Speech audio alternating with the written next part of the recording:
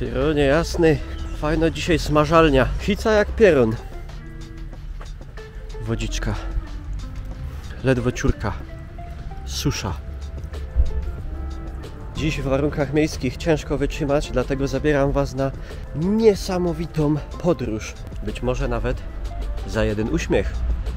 Kierujemy się w stronę Łagiewnik i rzeki Bytomki.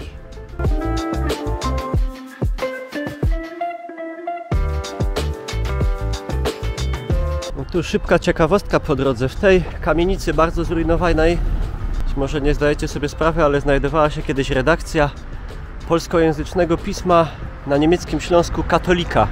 Może kiedyś jeszcze wróci do pierwotnego stanu.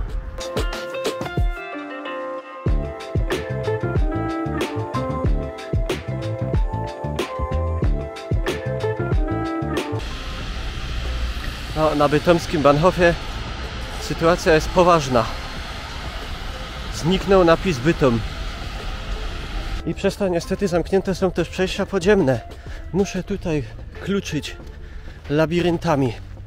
Jest taka w ogóle zabytkowa nastawnia, którą chciano rozebrać, zburzyć, ale się zachowała. Kolejną ciekawostką jest, że mój dziadek tam robił przez 2 lata po zdaniu egzaminu. Nie wiem konkretnie kim tam był, jakimś pomocnikiem, ale coś tam robił. Mam nadzieję, do żadnej katastrofy kolejowej nie doprowadził.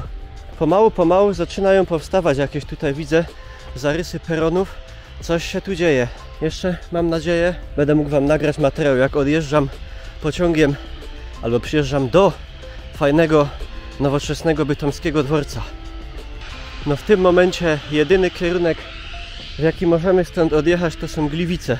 Tutaj z tego prowizorycznego małego przystanku. Ona już tu płynie, Bytomka. I nie pachnie zbyt pięknie, chociaż w tym miejscu i tak nie jest najgorzej. Przede mną jeszcze rzekomo 25 minut marszu, bo nigdy tam wcześniej nie byłem. Niepozorny budynek za drzewem, tutaj jakiś komin, a co się okazuje? Pierwsza i najnowocześniejsza oczyszczalnia ścieków w Europie.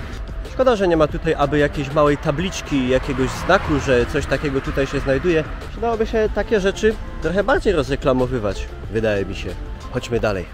Powiatowy Urząd Pracy. No jak dalej będziecie oglądać z adblockami i nie będziecie dawać łapek w górę, to się wnet będę musiał tutaj stawić. Kurde, ale że jest aż taka smażalnia, to się nie spodziewałem. Nie wziąłem sobie żadnej czapeczki, mam nadzieję, nie dostanę zaraz jakiegoś udaru mózgu. Upieką mi się tam te 2 ostatnie zwoje, co mi tam jeszcze zostały. Kurde, coś się zapędziłem. Mam gdzieś tam skręcić w lewo. Ale gdzie tam w lewo? No dobra, nic, idę. Aha, dobra.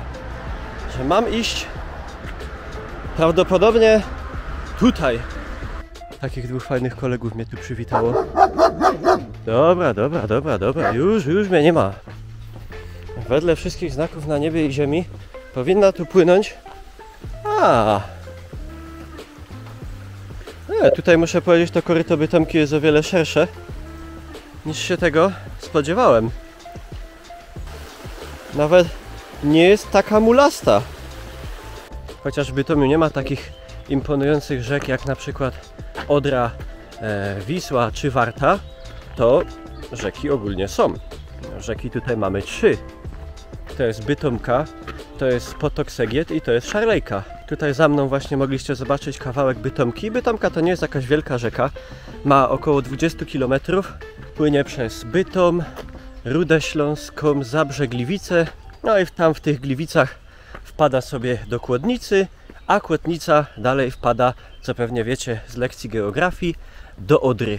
No i chociaż dzisiaj zostało jakby niewiele z tej dawnej Bytomki, bo jak dużo rzek na Górnym Śląsku została bardzo zanieczyszczona, zdewastowana, w wielu miejscach prawie uśmiercona przez ciężki przemysł, przez różne odpady, zanieczyszczenia, które się do niej lały. Podobny los spotkał m.in. katowicką Rawę.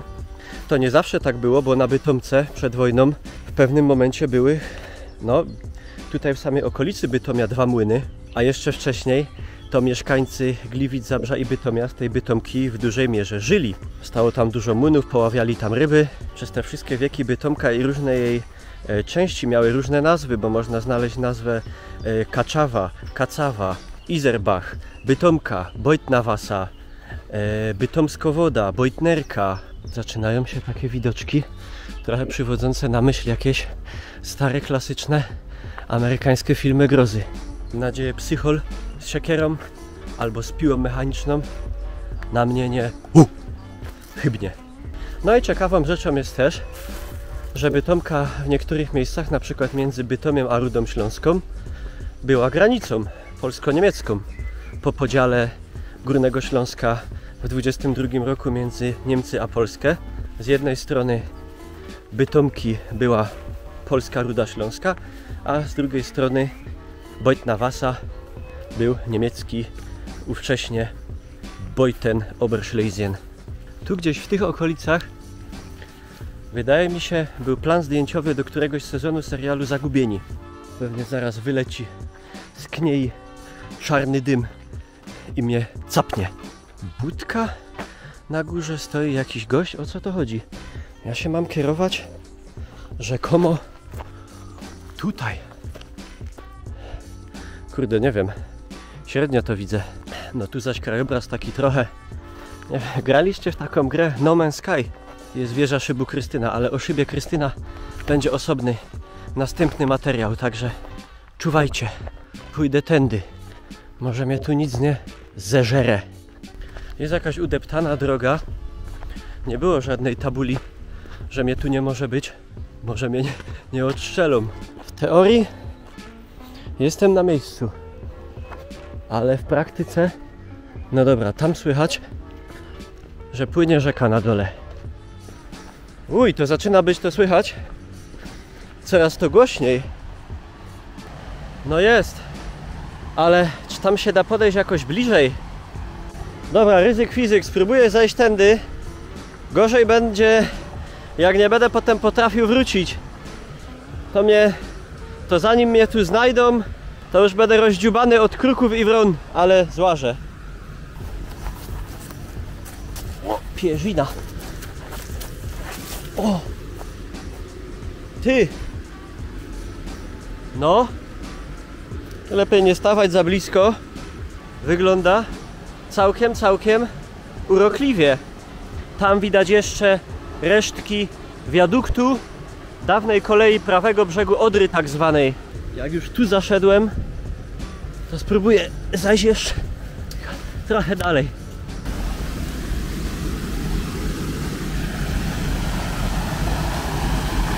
No, nieźle.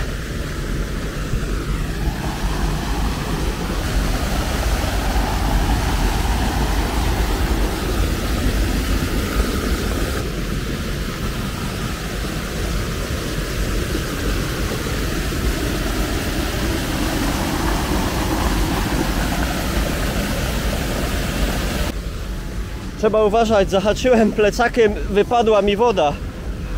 Jestem zaskoczony, nie spodziewałem się, że to będzie takie duże. Robi wrażenie. Piękna sprawa. Teraz ino się trzeba jakoś stąd tego wyłonaczyć. Dobra, wylazłem. Jest szansa, że będziecie mogli to obejrzeć na YouTubie. To jest w ogóle, to jest niesamowita rzecz. Popatrzcie na to wszystko. Zielono, babie lato tutaj, pyli z drzew. Wygląda to choćby w jakichś najładniejszych przyrodniczych rejonach, parkach narodowych. Proszę Państwa, Górny Śląsk i to nie ten Śląsk górny opolski, ten zielony, rolniczy, gdzie jest dużo lasów, pól i tak dalej. To jest ten wschodni, najbardziej zurbanizowany, ciężki, przemysłowy Górny Śląsk. Gdzie by się wydawało tak na pierwszy pomyślunek, już żeśmy wszystko wydarli tej naturze. Wszystko przeobrazili. Wszystko zabudowali hutami, szybami kopalń, osiedlami robotniczymi. Ale jak widzicie, nic bardziej mylnego. Zwłaszcza, że przyroda ma niesamowite zdolności do jakby powrotu, do zregenerowania się. Mamy takie wspaniałe miejsca, gdzieś często w ogóle nie zdając sobie sprawy. Rzut beretem od ścisłego centrum dużego, gęsto zindustrializowanego, jakie trudne słowo, miasta.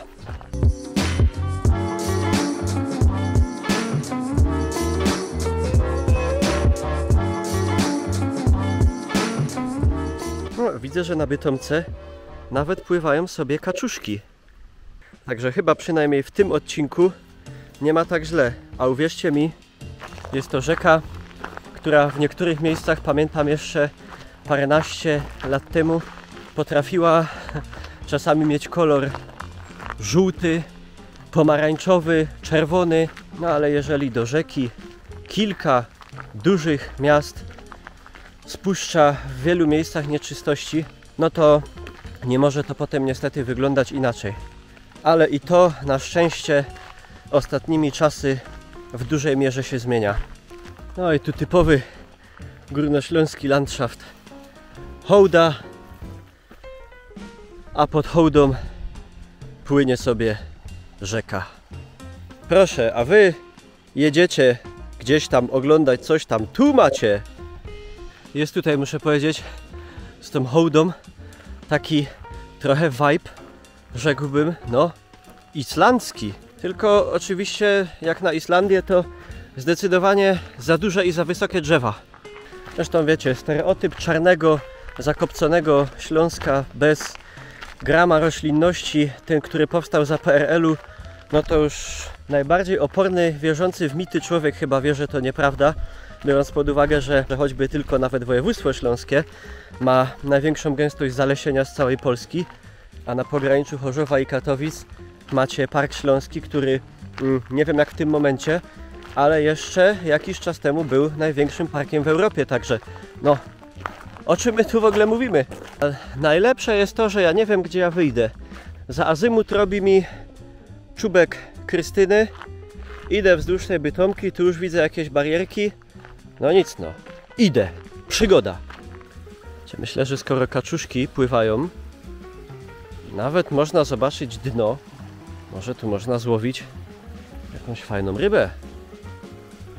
No z tego co widzę, kieruje się prosto na browar Recraft. Czy to jest przypadek? Nie istnieją. Są nawet elementy górsko-wspinaczkowe. O kurde bele. A, jest Bytom. Jest Krystyna. Jest kościół Trójcy. Jest kościół Mariacki. Widzę czubek Jacka. Ale to wszystko pieronowo daleko. Coraz wyżej i wyżej. A tam Bytom w tle. Coraz dalej i dalej. Kurde bele. No te piwo to musi być wypite dzisiaj. Jak nie 2, albo 3, 4, 5, 6, 7. Nie da się ukryć. Tam już są Świętochłowice Chropaczów, o ile się nie mylę.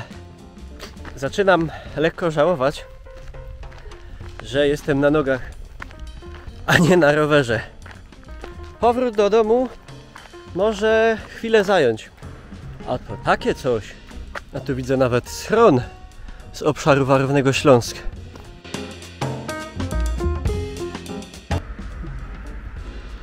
Autobus za 1,5 godziny.